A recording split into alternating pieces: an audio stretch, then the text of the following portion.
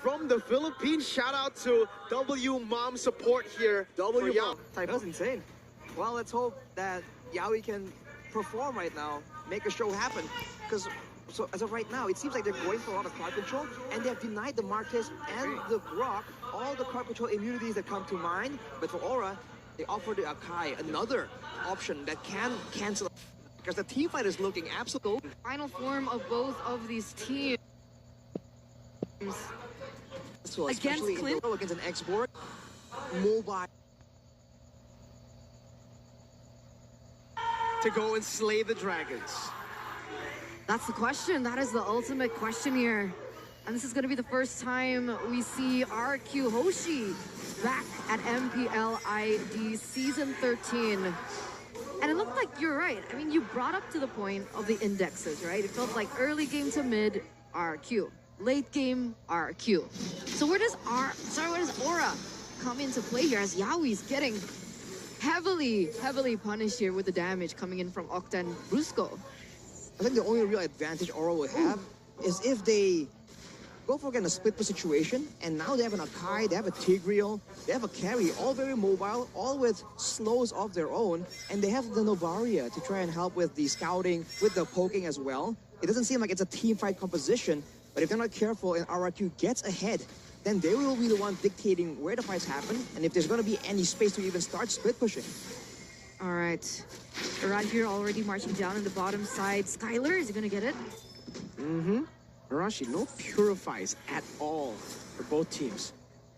But that's a very bold maneuver, because there's still a great chance that Aura can actually go for a big engage with the Tigreal, with the Akai as well. There's a lot of ways they can flank with the Paquito even. So for RRQ to not bring any purifies, it's definitely a bold maneuver.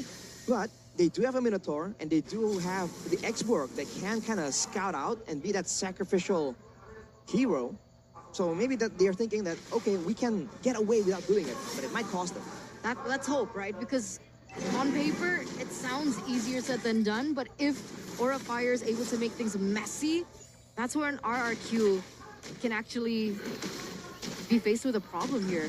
Murad already on the turtle against Gugun. They're both at the same level. Heavy spin ready, Denton is welcome, but it's Gugun who wins it out with the heavy spin. Now bringing Rad all the way back right now. As Yawi's gonna be able to find an implosion on the two. Bringing it back again with a knock of Octa, flickers forward. Oh, Aran with a dive to the back and a knockout strike that knocks two out, and even more in that mid lane river. A 1-for-1. Aran still looking for Irad. It was as he was over chasing Yawi. Yehezkiel helping him out, but a dinosaur is a bit too tanky. And for Aura, they'll just walk out with a big victory. Man, what a terrible outcome for RRQ right there. They have the fighters, they have all the tools, right? The combo, the level 4 power spike, and the extra manpower from the Eternal Guard. And yet they get flanked and their backline just gets decimated. And that is just not how you want this early game to play out. Looking at the emblems right here, a lot of vitalities on the side of RRQ. So they're attempting to withstand a lot of punishment. But then afterwards, I think you have to look at Skylar with the Rupture, with the Weapon Mastery and the Quantum Charge. He's fully intending to just scale up and delete all the members of Aura later on in the game with those items. That's the thing, right? If Aura Fire can make things messy for RRQ, that's when they shine. Talent prediction, I did not go for Aura though. Oh. I went RRQ 2-1. I also didn't go for Aura. Really? Liar. No, You I went did, for Aura. because- Getting called out on live television. That means, you know, the other side. Anyways, for Aura, is Aran finally Araning? Did he finally find the angle to attack? Well, that flank from Aran was definitely devastating, so RRQ will definitely be looking to try and counter that in the next fight. But for now, it's still pretty even. It seems like both teams are just kind of farming around, waiting for the next play. And in a way, that kind of benefits Aura, because they have a combo of their own. They have the Akai for the neutral objective secure, and they have the Novaria for when things are not static or dynamic, rather, in the lanes. Aura's already setting up here. I remember Irad has had an amazing performance on the retributions, but with Gugun and his heavy spin, I wonder if it can make that a little bit more favorable to his odds. He needs a time to death as well. Come Brusco with a flicker early there. Heavy spin going to be used up, and Octa's the one who wins it with the Eternal Guard. Now it's the implosion onto 2-0-3 with the help of the Astral Echo hitbox. 3-man knockup, but it's Yawi who ends up dying. Aran as well. Now jumping on the Dawn. A good flicker out from the knockout strike as he gets sniped down. Aran flickers out to safety in that bush. Very low. Gets a double jab to get out, and Aura are able to get something back at least in that team fight. That was a back and forth situation right there, but fortunately for RRQ, Octa of all people secures a turtle. You have to wonder how that's going to play out in the next turtle fight, but once again, they're showing that the combo does exist, and if everyone clumps up like that, if they're not caught off guard with a big flank, then they have success. But Skylar is going to get chunked out, and that's going to be a recurring pattern, so his team better prepare for that. Yeah, Syndrome or Yehezkiel has been quite on point with those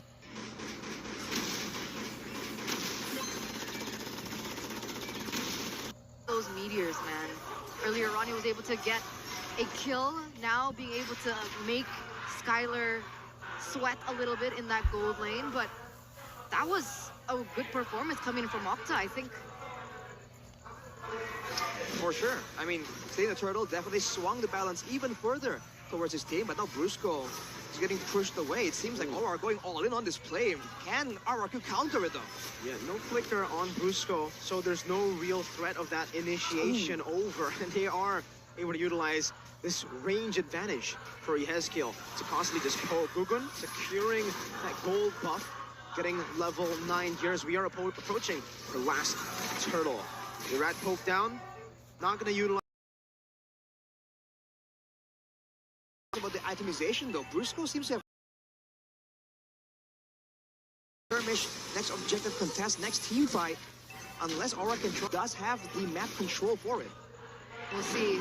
Both junglers again, same level, same odds right now. But Yawi, flicker instantly, no hesitation, even a cancel on the jump. Brusco though, 2-man Meteor's Fury right now. The heavy spin is going to be able to pin Octa down for Aran to deal enough damage to take him down. Now Yawi caught in the last insanity, going to be burnt down and melted. Kabuki in the back with the ultimate, forcing Skylar to get out, and Aran is able to execute. Now Skylar, no flicker, he used it earlier. Kabuki able to maneuver away from it. Aran bringing it right back, no Tetanas, welcome to save him now, and it's Kabuki who they give the gold to. It's a free turtle and an all-out win for the Dragons.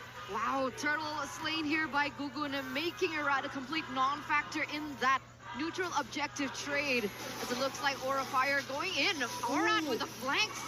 My lord, Eternal Guard from Octa, though, the famous baits that we were hyping right before the game, and he does it again against Aran. I was just about to say that the Aran effect is in full effect, but then he gets taken out. Now that's a bit more momentum for RRQ, but they cannot take fights like that, man. They usually get ahead when they're the ones who are aggressing, when they're the ones who dictate what happens. Right there, Yawi just took control over from RRQ and just wrestled it away for his team. That can be the main setting point. Brusco maybe might have to be a bit more aware, might be more prepared to just instantly counter-engage on that, because otherwise it's just picks up the Malefic Roar. So when he goes in for those backdoor engages that looked a little hasty earlier on, it actually might just work with the amount of damage and penetration he now has. And I think he was riding the wave on that euphoria. for sure. If he can get that full damage build and be an absolute menace, one shot in the backline. RRQ, they're very backline reliant, man. The frontliners have a lot of utility built in, but not the best of damage. And to make things worse, Yehezkiel has finished his Lightning Truncheon, so if the backline gets hit by the Astral Sphere, it's nothing to scoff at. As we take a closer look at the items right here, already a Heptasis and an Endless Battle built in for Skylar though. So against the backline, again, if he can get to them, that's a lot of true damage, that's a lot of burst. But Kabuki himself already has a Thunderbelt, and he's going for the Golden Staff already, so that passive is gonna shred the front line even more, even though Irad already has an Anti-Cuirass. This is the first time we've actually seen Clint being played at MPL ID Season 13. And him being so far behind Kabuki, 1,000 gold. Is he still a viable pick, Clint? I think it depends on the situation, because he is behind, but so is the rest of the team, right? It's not really a fair judgment to just, you know, write off the hero just because, you know, the game isn't going in their way. Was it the late game damage though, where the AoE might swing the the damage numbers in favor of Skylar compared to Kabuki, that single target. And both of these teams, they're now focusing on the next neutral objective. That Lord is very low. Implosion onto two. Yawi, beautifully done. Aran in the back as well. It's only Iran up front to use the detonator's welcome for the anti-CC, but it still loses out to the rectory of Gugun. In MDL, his name was King Gugun, and he's certainly showing that king that he has removed from his name. He's trying to show that king factor against the kings. That is poetic. And then, we keep talking about Aran, but look at what he did in that previous fight, man. He came in, he just found a path through the jungle. And for RRQ, they gotta start rationing the crowd control, man. They use a lot of the spells, the Terrify that Octa has in that Vexana. That's where Aran strikes. He knows that the peeling tools have been expended. I thought it was a preemptive move, though, by Octa, bringing down the Eternal Guard just as the implosion hit. I think the Eternal Guard being put early on works, but then the first skill he needs to save, or vice versa. If he wants to use the first skill, then he needs to save that Eternal Guard, because otherwise, what are you going to do when someone jumps on you? That's true, You just that's have to true. walk backwards. All right, non-factor. And now Aura, they're sitting at a 6,000 gold lead. A Lord is marching down in the top side, going to be cleared down very quickly by Skylar. But it looks like Aura Fire is going to be able to get that mid-side turret. You're able to get 2 tier 2s as well on the side. Don hasn't been able to really melt these frontliners down. Oh, retrieve.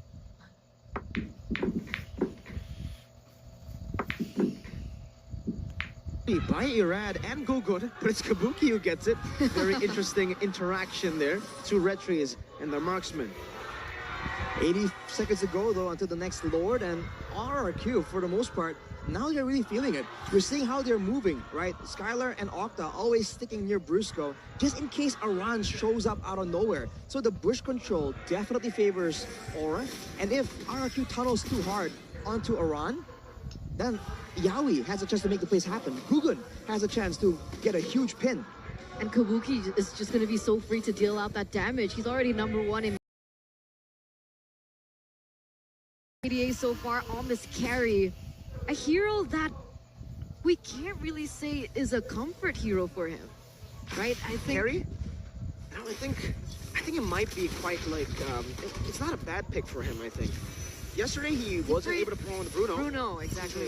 And then Claude was his comfortable pick. Yeah, but He's picked up carry, so is there, if you say, remember improvement? SBS. Oh, true. Right now, I don't know if it is You're a right. comfort pick. We have seen him perform on it. So far, he is performing on it. We'll see the outcome of this game. I think it's safe to say that he knows his way around the hero, but whether or not it's a signature pick, I think we have to wait and see, especially with it rising now in the meta. It wasn't nearly as popular back then, a couple seasons ago. Now with the Lord back up, Aura just has all the setup advantage right there. Already controlling the bush, and this is where the Novaria, like we said earlier, can just check out everyone. Oh, Irad walks up. Detona's welcome. Oh, he does not get it, though. He gets knocked up and shredded instead. Now Brusco pinned down. Octa's trying to save him. Puts in the Eternal Guard. Doesn't connect. Yawi still has the implosion. Still has the flicker. But RRQ, they disengage instantly. They know what was coming for them. They tried. They were pinned to a wall. And that was what they went for. They tried to go for 50-50 steal. But the fact is, Irad was 2 levels below Gugun at that point. So it was very unlikely. It's a desperate steal attempt. Unfortunately, it didn't work out. Now with the Lord, Aura has a lot of sieging potential and a lot of ways to fake out and engage and bait out spells from RRQ. And if RRQ bites on it, then that could really be the end of it. This early on, I think it is still possible. Octa just picked up the Divine Glaive, though. That just means a lot more damage, especially for the front line. Before, it's only Skylar and Octa that... it's only the front line that can really absorb it, but now even the front lines are going to feel that sting a lot more. They successfully defended that inhibitor turret. That out as fast as he wants to, so it does fall to the hands of Aura. The fact that free one. The fact that earlier on, like, Dawn was sacrificing himself a lot for the better of the team again and again, means that he's quite far behind, man. Usually we see an export and he can just stay in the front, be a bit more risky, and be kind of imputed with his positioning, but not Dawn. Seems like he's at every turn just punished for moving up and forced to back away constantly. What do you think about his performance so far, actually? Don? I think he's been just doing his thing, you know, hasn't really done anything too special, but again, that's not his fault. I feel like right now, if you look at the drafts, I've been pondering, I've been looking at the whole like draft the last few seconds, and it just looks like an AP Bren draft, does it not? It's, well, they did get Bren, so it makes sense. So my question is now, is it an execution problem? Because it feels like for AP Bren, the Flap TZ, XP, X-Borg as well. Let's take a look at the replay to maybe dissect if it was an execution problem, if it was a disconnect. Well, this is just Irad going in for the steal solo, and Brusco getting stuck there, but Octa bails him out with a Terrify, zoning away weak combos, you know? But again, they have to be the aggressors, they have to be proactive with it, and they have to go together as a team, because one by one, that really favors Aura, because if you look at their composition, Kabuki, single target damage, Yeheskiel, for the most part, the Astrosphere, single target damage, Aran as well, so they have a lot of ways to pick up one person, but if everyone is swarming them at the same time, especially the backline, it's a lot easier said than done. So you think it's chemistry problem from RRQ? Ooh, an execution issue might be a problem as well. Right now we see the hand cam of King Gugun, or just Gugun now. Irad's trying to open up this space with the stacks. He has those big guy stacks, but look at Dawn. No Faraga armor already, all of them revealed. And you can see Yawi with the conceal. He's finally spotted, but it's already a lord taken for free by Gugun. Absolutely well played in the macro division. The slow push up top, every forced error executed very well by Aura. 10,000 gold lead for Aura right now. I feel like the only real silver lining is the fact that Skylar is one item away, and the Clint damage late game can make a big difference, but he doesn't have a Purify, and he's up against an Akai, a Paquito, and a Tigreal, right? There's so many ways that Aura can shut down RRQ if their game plan is literally just to bank on Skylar outputting damage. We'll see what happens as the Lord comes in, and Aura is managing the waves pretty well. Again, they have great siege. Karuki, a little bit of damage in the bottom. Yawi! With an implosion onto 3. Venus Fury onto 2 again, but Kabuki already got the space enough to burst them down. What an initiation, what a set. Dashes.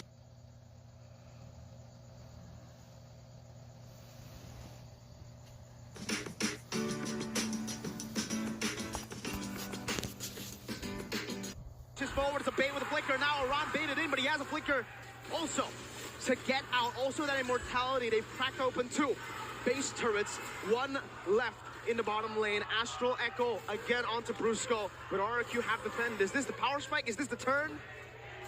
There's just a big engage, but unfortunately for Yawi, it's a 3-man implosion, but Skylar wasn't involved in that. And when they were cutting backwards, you saw Aran and Gugun just try and make the plays happen, try to build on the amazing initiation, but that's where the crowd control comes in. Octa was able to survive, and the Terrify, the knockout from the Eternal Guard, really swung the fight in favor of RRQ. So now they are closer, but they're still at an 8k gold disadvantage. So it's a great start if they were trying to mount a comeback, but there's a long way to go from here. It's beautiful foresight. That's all I can say. That was beautiful foresight from both Skylar and Octa. Sure, Octa got caught, but he was still able to flicker out in time. And Aran will be able to get that away from Irad. That's a low blow, bro. That's a low blow. Yeah, he was hiding in the bush, right? You would expect the boxer to just stand in front and go 50-50, but no. He's a cheeky boxer. He's a street boxer. He's a street boxer. Streets. That's the Aran that all the Aura fans are just hoping to show up, right? The Aran that dares to go in risky situations, knows his exit plans, takes away resources away from RRQ. This is the Aran effect in full swing. But we'll see if that can last, though. That's the thing. Octa just picked up a holy crystal. Look at the damage dealt. That's insane. The Heskill. Where is Octa? Who hurt you? Number 5. Number 5. All the way down. At this point, he's very much utility. It's the poke coming in from Yeheskiel, right? And he has been landing his shots. And that's the problem now for RRQ. Like, just as they're trying to go for a setup, they're already caught a little low. It gets chaotic, and that's exactly what Aura Fire wants. A chaotic RRQ, something that isn't systemized, to be able to land in those CC combos that Aura has. Who exactly is supposed to be in the front? That's usually who we see sacrifice, but Iran has been just walking up right here, taking some damage, and he's very immobile, so this becomes a dangerous situation. Yawi. Conceal in the back now onto Irad. Jumping forward, Death is welcome implosion. Gonna be cancelled. Munched up. But Irad gets melted down. Oh, two-man stun onto Kabuki.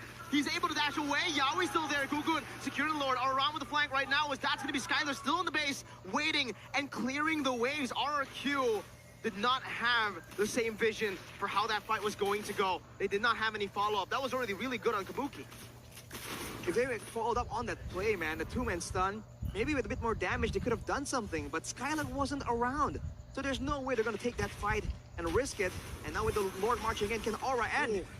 Five-man, Astral Echo. Dawn pinned down right there as Kabuki makes quick work of that Faraga armor, but it is all a distraction for Lord to be taken down. Bottom lane, pushing in, shoved in, but Kabuki doesn't have a lot of range, and they're still going to be able to defend these one base turret and keep saying base turret. It's the one in the side lane. It's the far lane. But that's it, right? The setup coming in from Aura Fire, because Iran has been so annoying. Have you seen him? He's just constantly pushing in that top lane. Skylar forced to deal with it. And now he picks up a new item. Skylar? Got the great Dragon Spear, because now he knows he's gonna get chased down. He's the only real threat that Aura has their eyes on, and he is forced to just itemize for so many things right here. He needs some magical defense, he needs some physical defense. Yes, and Aran is a deadly combo, man. Physical and magical damage, they can both one-shot your backline. So Skylar has a lot of issues to deal with himself, and on top of that, he needs to try and find windows here to really carry the game. There's only one turret left. I think for RRQ, they just have to try and maybe play some mind games, man. Because if they just wait it out, it's just gonna be another siege yet again. All right, Yawi's already in place. What about the items here, Rashi? Does anything stand out? Well, there's no real blade armor, actually. I would assume that, especially with a carry, there's gonna be a blade armor being built for someone on the side of RRQ, but that isn't around. Of course, everyone else is building defense, but for Iran in particular, he has the Radiant armor, but you have to keep in mind that now it doesn't stack instantly. There's cooldowns before adding each stack, so it doesn't stack instantly up to 6 stacks anymore. So it takes a while to ramp up. So Yeskill is definitely going to be doing a lot of damage to him still. Yeskill 109 KDA so far. One of the weak links highlighted by a lot of people, but he's been performing quite well here. Very, very consistent, reliable as well. That constant damage coming through definitely is one of the deterrents that RRQ Hoshi are currently facing. And Yawi is still in the same position as he was how many seconds ago? Maybe even a couple minutes ago. Yeah, kind of reminds you of a setter like Chaknu, the guy who would sit in the bush for 3 minutes on Kufra just to conceal and find an angle, or someone like Beloyski even at M5 on the TIG, rotating across the map just to circle around. And luckily he can do that. Because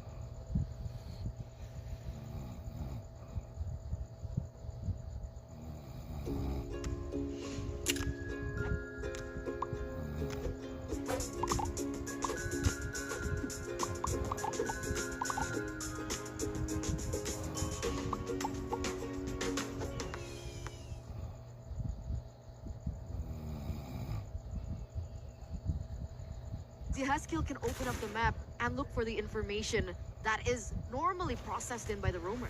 And on top of that, RRQ, even if they do catch, let's say, Iran or or Gugun in the jungle, it's not like they have any meaningful catch to try and punish that, right? Everyone has very short amounts of engage. It seems like their whole plan was to just counter-engage, but Oran runs into the Minotaur.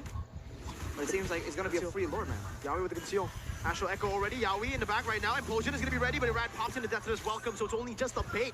And Irad has already used the Death to his welcome. That's it. They're going to get the free Lord because of a flank that was only a feint. The mind games. What is going on?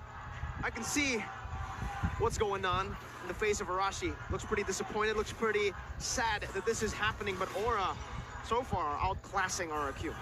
We'll have to see. I mean, yeah, there's not much you can say about that. At this point, with Aura having all the cards, right, all the engages, knowing when to start the fights, having all the intel coming in from Yeskill as well, RRQ are just forced to play reactive, and if they do mount a comeback, it's gonna be built on the back of a mistake from Aura. I feel like at this point, that's the only way to put it, because it's not like Brusco is about to do a random Million Fury Flicker combo. It's a 4-man, 5-man actually. Don losing all of the Firaga armor. Gugun in the front right now. What the Rat just gets deleted. Gugun, winner, Truncheon. And Immortality, he buys it. Minus Fury on 2-3. Earlier, Irad still going to be deleted off of the Land of Dawn. Gugun still has it. Aran jumps in with a nature. Now, oh no, he shoves him back away from the Astral Spear. That should have connected. The winner, Truncheon being bought left and right. That's going to be Aran still surviving in the side of Skylar. Looks for the last hit. Finds it. Yawi loses his life. And Aura, once again, cannot finish in this game. 25 minutes in. RRQ, no base turrets. But with a breath of life, Skylar gets shot. An Astral Meteor now. Skylar wants to look for a play here, but he has to be careful. That's another Astral Recall and a shot. Oh, that would have killed him. Skylar dodges. Okay, enough. Yaskill, come on. All right, 3-2 for 1 trade in favor of RRQ as they were able to defend it. And look at the tides completely turn. RRQ on their opposite arc looking for a base turret, but they still can't. They don't have any minions.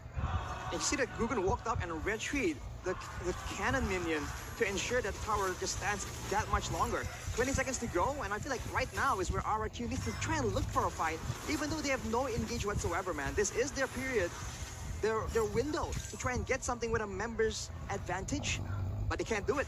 Aura just backs away, waits for the backup, and now it's back to the same situation. And with Aran in the picture, there's no way RRQ can force Aura into a fight.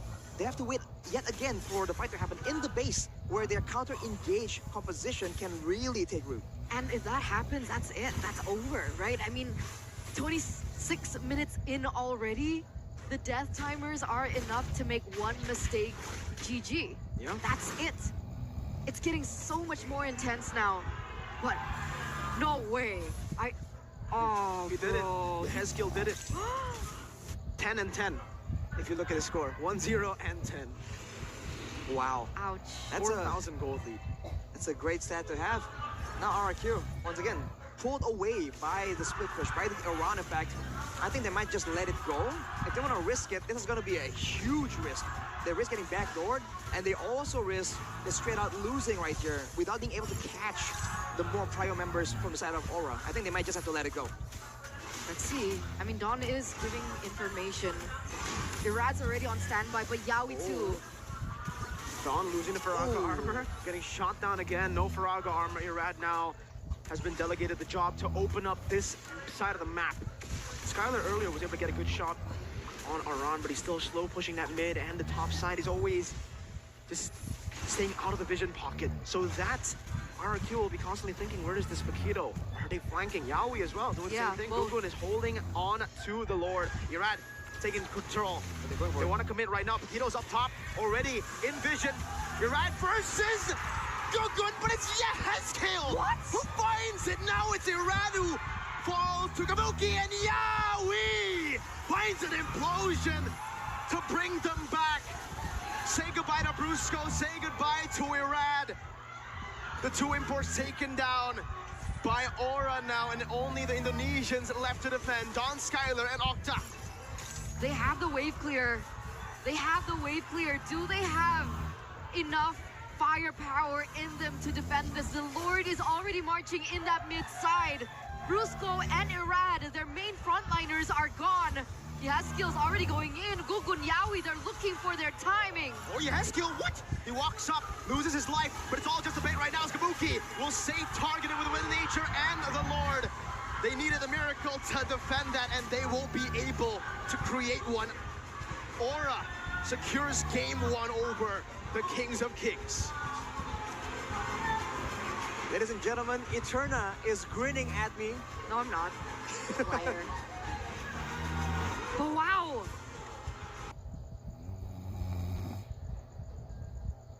Ang Bear Brand Choco, Choco sarap na, may tibay nutrients pa. Try mo na. It's a lapu-lapu, hang on. No ban? Yeah, I don't know if this is an error or if they actually missed out on the ban. If you look behind us, there's a Barats that came through. Oh, Barats. So that should be the ban, the Barats, as they pick up the Lapu. Okay, I was just a bit confused there because they went straight to the Lapu. Was expecting a ban first, but yeah, I don't know if we can confirm this yet because behind us, ladies and gentlemen, we see the Barats. On screen, we do not. Well, going back to the drafts and compositions though, the Lapu-Lapu, Fredrin, and Arlet, a very heavy fighter-heavy composition right here. It doesn't usually do well against a Ruby and a Paramis, so the fact that they're picking all this up into what is kind of your counter leads you to believe that they have something special going on for the mid lane. Because, you know, the Vexana is still not on the map. You have to wonder if Onyx will be picking that up. The Grok and the Marcus, though, already trying to counter all the crowd control, all their stuns, all the knockups with the crowd control immunity. So now they have good frontline with crowd control immunity, and they have crowd control of their own. Oh. True damage is what Onyx wants. So that's it. That's it. That's why, right? You were talking about this fighter-heavy composition. Gord needs that. Gord needs really good frontline to be able to cover him, as Gord will be in the back lines to dish out that damage. Yeah, it's just something, it's an Onyx special at this point, right? You expect all these meta picks, you expect maybe a Vexana, all the Lilia early on, the Faramis as well, but Onyx saying, no, it's okay. We have our own hero pool, and they have shown, just recently, the previous tournament, Sean's played the Gord when nobody was expecting Gord. We expected Gord maybe at F5, but now in this meta, it's really hard to pull out the Gord knowing how chaotic the team fights, the skirmishes are. Onyx can still do it though. They show that they can do it. Let's see if they can do it here in MPL Indonesia. That's the question. This is going to be the debut of Gord as well. No one has dared to pick him up. But of course, Onyx, the Sky Kings, they think otherwise. We'll see if it works out for them, ladies and gentlemen, as we get into the Land of Dawn for game number 1 in this best of 3 series, the rematch of MPL ID's Season 12 Grand Finals, Geek Fam and Onyx. Man, this is gonna be a tough one. For Onyx, I think the idea is, you know, against the Faramis, you want good AoE damage that can just output and burst down every single one of those HP bars. Since Lilia isn't available, Gord kind of makes sense on paper, but it's gonna be so difficult with so much aggression, so many dive potential from Geekfam, and you're seeing a boy, you know, on his signature Faramis, he's definitely gonna be a bit crafty with the Nether Realm timings. Definitely here. Loiski still being that oppressive force.